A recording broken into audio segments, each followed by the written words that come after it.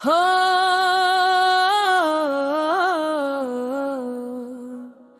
बोरिया रे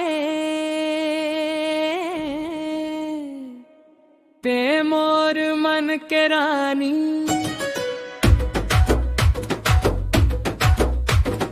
ते मोर मन के रानी तो बिना अधूरा लागे मोर ये जिंदगानी।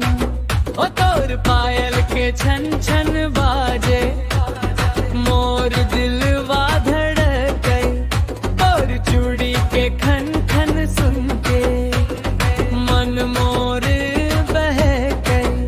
जब लाज ले मुस्का धस फूल घलो शर्माए, तोर रूप के आगे गोरिया चंदा फीका पड़ जाए। ते मोर मन के रानी, ते मोर दिल की कहानी, तोर माया में डूब गए हम तेज मोर जिंदगानी।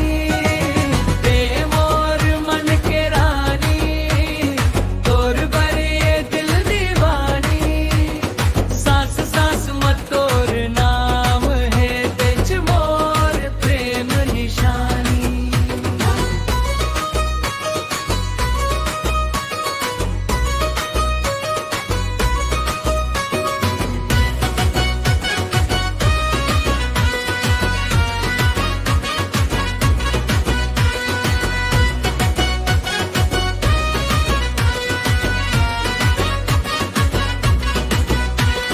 सांझ के बेला नदी किनारे तोर संग बैठना,